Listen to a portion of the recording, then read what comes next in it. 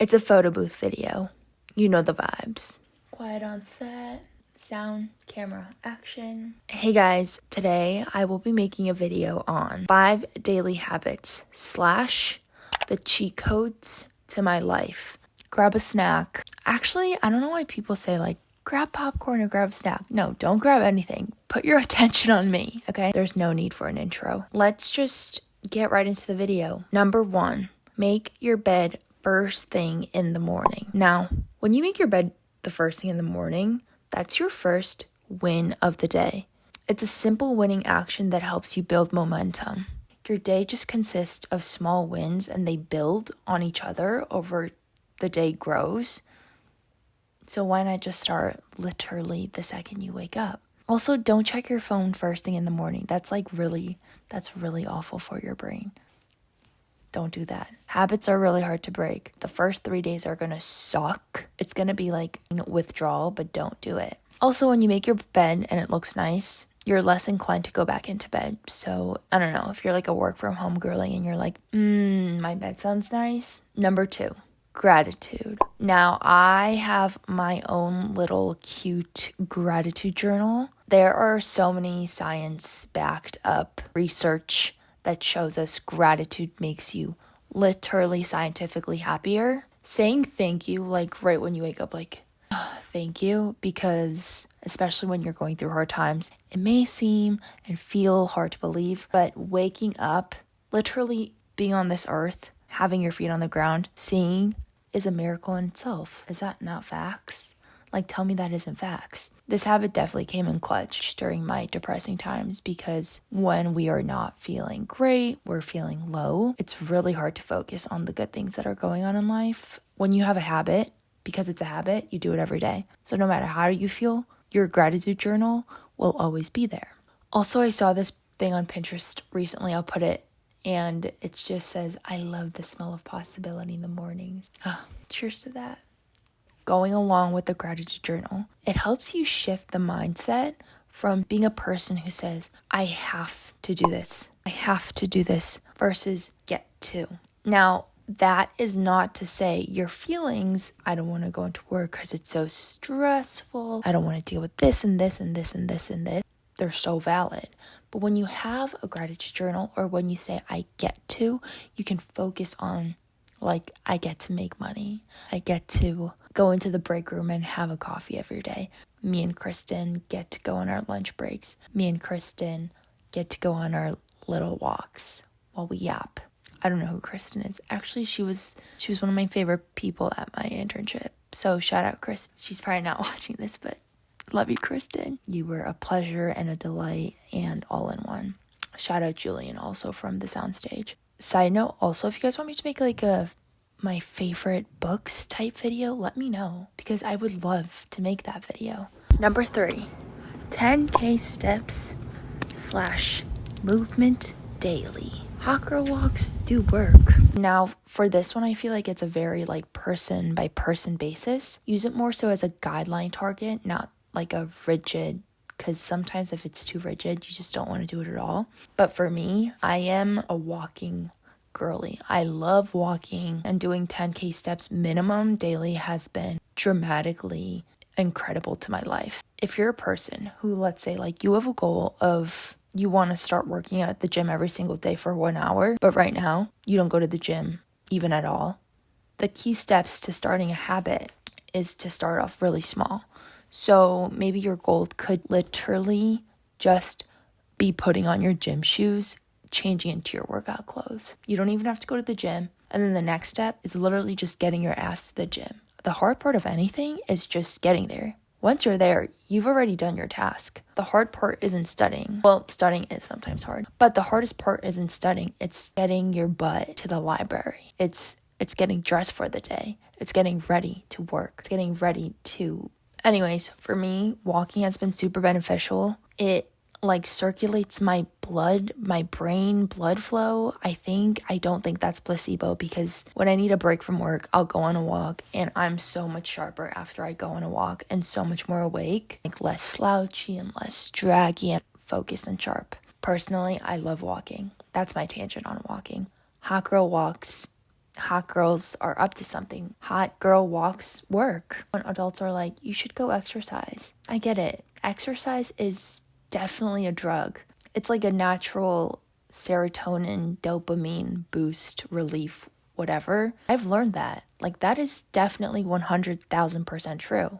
Something that has definitely helped me personally is adjusting my mindset with movement. Walking has made me realize I am so blessed with a healthy body, feet that work, legs that move, senses that take in everything I hear, see, and feel. And I love listening to music on walks. And sometimes I also love not listening to music on walks and just taking in everything around me. That's another time I like really take in gratitude, because I love seeing the trees. I love hearing birds. Dog break. Parking brake.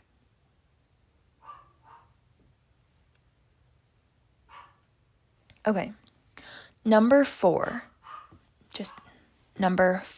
Simplify and minimize decision fatigue. Decision fatigue is so real. And as someone who has undiagnosed ADHD, this has been so key and a genuine life changer. I minimize choices. This is like the paradox of choice. It reduces stress. It helps you focus on bigger things. The more bigger stressors in your daily routine. Minimizing choices in sort of the quote unquote non-essentials has been game changer. Also, simplifying certain areas of your life is actually what helps you become more creative and more productive in other areas. Source: I read this book called Kobe said something. Rest in peace, Kobe, from a book. I'll insert it if I can find it somewhere.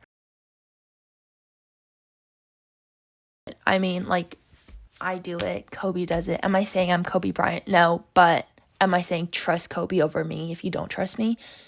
Yes. Uniforms. I have a work uniform.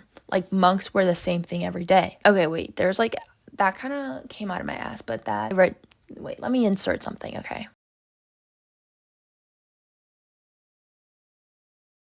A work uniform, a movement uniform. Personal note, I'm a functional fashion girly, so I'm not really quote unquote the average fashionable girly at all, because I don't know, I don't really dress up, but on my day-to-day routine, I go for functionality and practicality. My Hokas have never done me wrong. My Lululemon Yoga Studio dance pant has never done me wrong.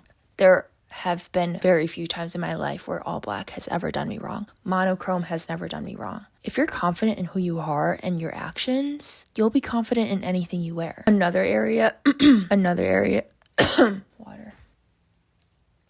So I simplify my routine and having less things. So I have a cup, I have one thing.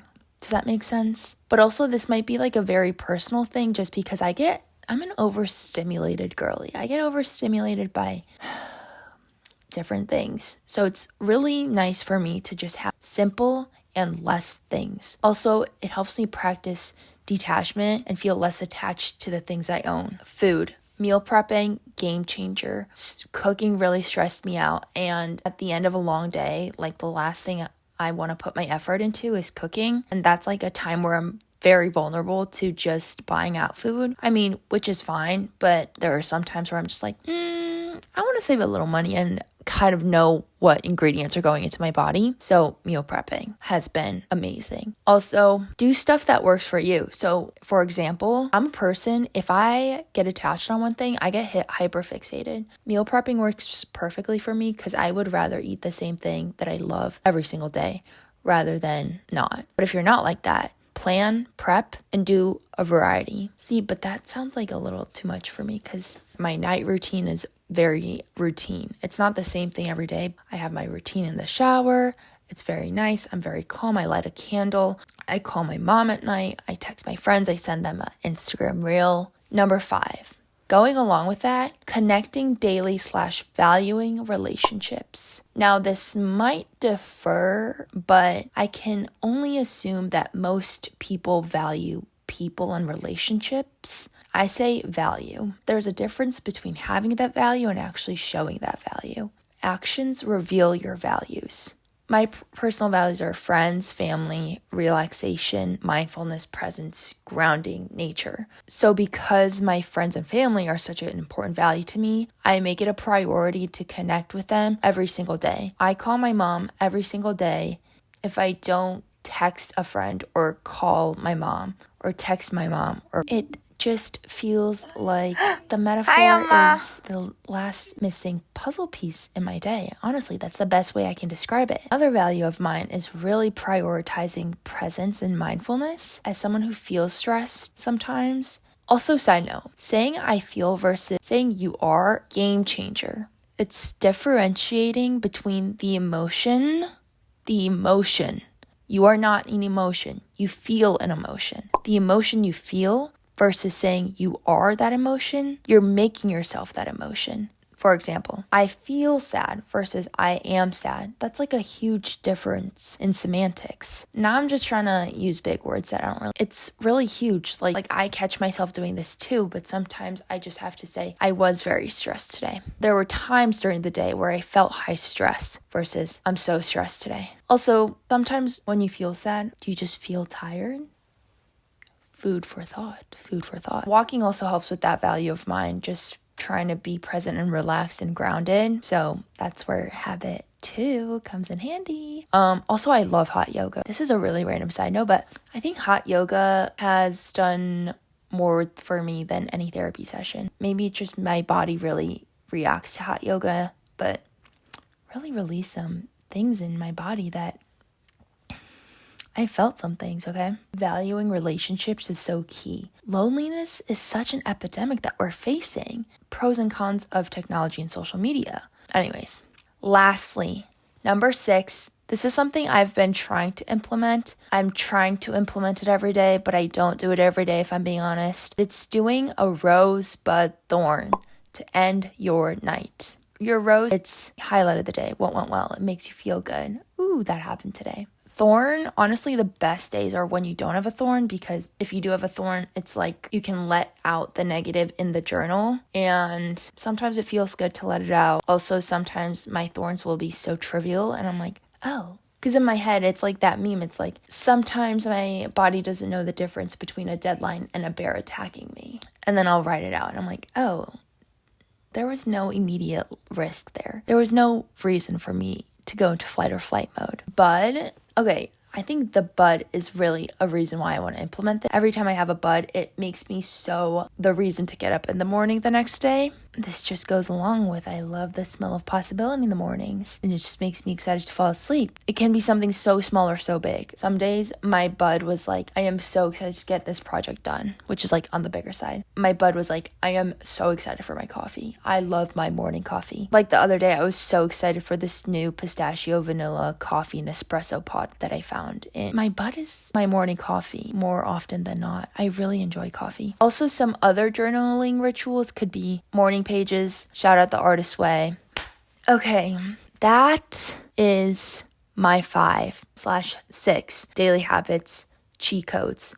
And I really said cheat codes for a reason. Okay, I say cheat codes because I am pretty darn confident that these really might change your life. I really hope this helps someone, one of you out there in some way, at least even 1%. I left some links below down of the journals that I personally use. My morning gratitude journal changes. I just have this specific one from Korea that I got last summer that I love, but the one that I linked down is the one I started with. This is also random, but I left a link of my favorite pens ever. Any friend that I've given this pen to, which has only been 3, all 3 of them have absolutely loved it, and they're like, Claudia, where'd you get this pen? That's 100% approval rating. All 3 of my friends loved it, guys, okay? So if you like specific pens, and I don't know, I'm very specific about my pens, try these out because I really love them, and I have been using them for the last 4 years. Also, let me know in the comments if you guys would be interested in a book video rec talk from me, because I would love to share that. And some of these books have genuinely altered my existence on this human earth. Thank you guys for watching. I love you and appreciate you all so much. Every single one of you. Every single one of you. You. I love you. But then I don't want to be like a love bomb. I hope your day is going smooth, content.